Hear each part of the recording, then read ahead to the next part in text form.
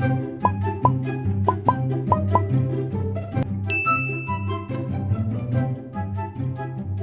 then I watched one of my old videos. Oh. Yikes, right? Right. Yeah. Oh, I'd love to stay and chat some more, guys, but I really gotta go. Oh, okay, bye, Joe. See you later. Bye. See you around. Bye. Oh, by the way, I wanted to ask if you would like to go on a date with me. Oh, I don't really think I see our friendship that way, but That's okay. Rome wasn't built in a day.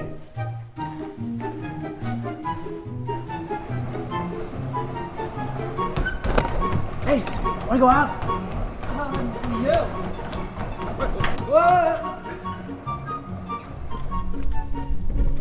Come on, just one date? No! You denied me 3 times!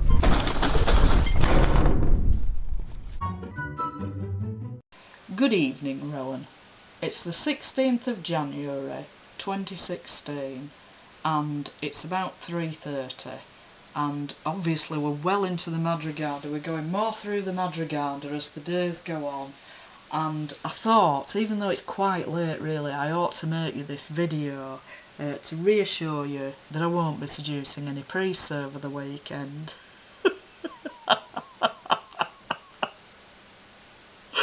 Anyway, I was going to make a different video this evening. I'm going to save that till Sunday, but I did think that the comments you had posted on my YouTube channel earlier in the week were so hilarious, and they just prove everything that I've said about you really, that you always see yourself as the victim, even when it's quite obvious that you're the abuser and that you're a lying, conniving scumbag.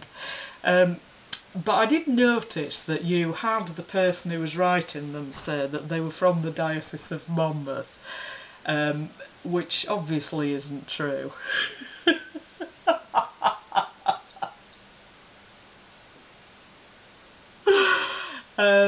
But I wondered if you were under the impression that you were universally loved in the Diocese of Monmouth, because you certainly weren't, so you can get that idea right out of your head to start with.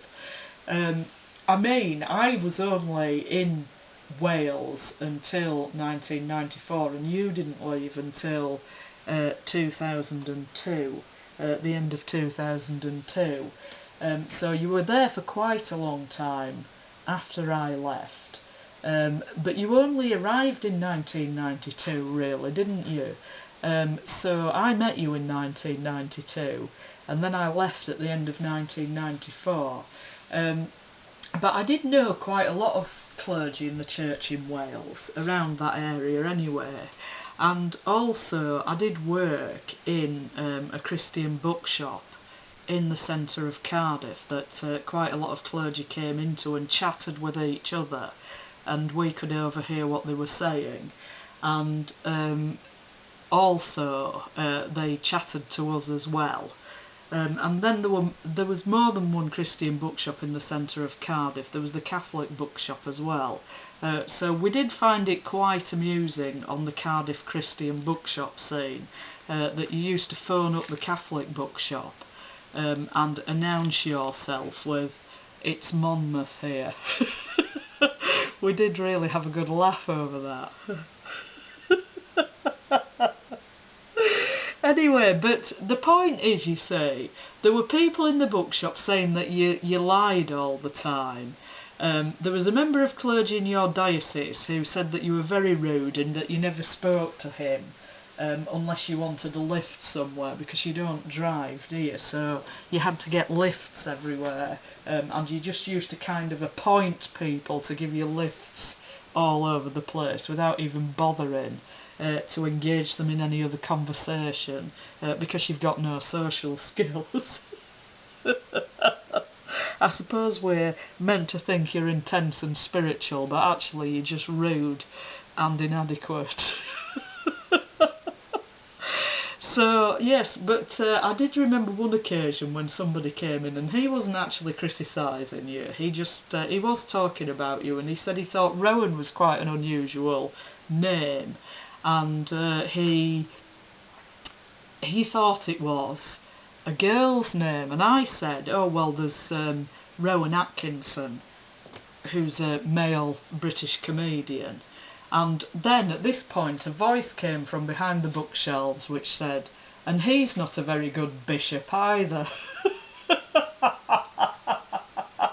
So that was quite amusing, because certainly that was my opinion by that point in time anyway. And then I do know actually of one person in your diocese who was a relative of a member of your clergy who actually wanted to murder you. So I suppose you had a lucky escape from Wales, really. So I haven't actually heard of anybody wanting to murder a bishop before. I mean, not in person. I mean, they murdered Thomas à Becket, didn't they? That was a long time ago.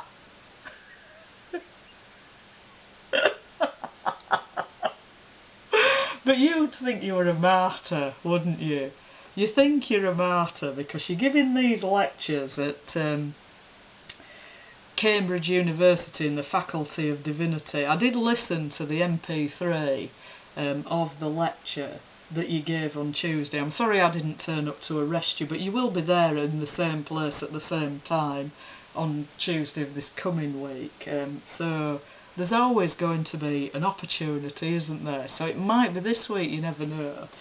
But anyway, you were talking about the lectures that were coming up, and you said you were going to have your Dietrich Bonhoeffer moment during the course of the lectures, which you're giving a lecture about Dietrich Bonhoeffer, but what you meant by that was during the course of those lectures you'll be going to jail. That's what you meant, isn't it? But what makes me laugh about that is that Dietrich Bonhoeffer was a martyr, really, wasn't he? He was imprisoned by the Nazis for opposing their regime, and then eventually executed just before the end of the war. And he's a very famous Protestant martyr and theologian. He was a pastor. So I think it's quite odd that you should compare yourself to him, really, but you do always think that you're the victim, don't you? And if anyone criticises you, you're a martyr. But you're not going to be having any Dietrich Bonhoeffer moment, Rowan, because you're not a martyr, you're guilty. You're not being persecuted by the Nazis, are you? You're being controlled by the same people who put them in power, so you're the opposite of Dietrich Bonhoeffer, so don't go comparing yourself to him. Well, anyway, you can think what you like, as long as you're off the streets and completely discredited and nobody believes any more of your baloney, your self-righteous, self-interested bullshit. That's the only thing I care about. You can say what you like about me, but you only make yourself look an even bigger idiot, so just carry on. Just carry on. You want to make yourself look even more ridiculous by writing articles about Malleus Maleficarum and mistranslating womb as vagina, then you carry on. Because you're just digging yourself in even deeper. And as I said, you're walking round in your own pathetic little circles on your football pitch, thinking you're having a game of football, but you're actually on your own there, kicking your stupid little ball round in circles, and I'm on the tannoy announcing to everyone your game plan. So you're not going to achieve anything in relation to me, ever. I know what kind of person you are. I know all the lies you've told. I know all the destruction you've caused. So nothing you say is going to affect me in any way whatsoever. So anyway, I'll leave it there for now because it's quite late and I've got to upload this video and put a little clip on the end that I think you'll like.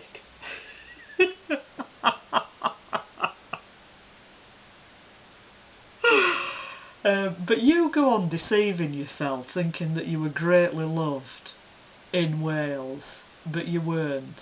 The only people who admire you and look up to you are people who don't know you. Nobody who knows you or knows anything about you has any admiration for you, because You suck people in to use them, and then you throw them away when they're no use to you anymore. So anyone who's had any long-term dealings with you really knows what you like, particularly if they've got to the point when they're of no use to you anymore. So just don't bother, Rowan. I don't care anyway if the whole nation of Wales and England and Scotland and the whole rest of the world thinks you're wonderful. I don't think you're wonderful. This part of the universe that constitutes me doesn't revolve around you, and you need to get over that, really. I'm not your mother, you're not going to manipulate me, and I'm not giving you what you want, no matter what you say, what you do. I'm a grown-up, and you're not, so stop back-chatting, you cheeky little squirt. Hasta la próxima. I've got a plan so cunning you could put a tail on it and call it a weasel.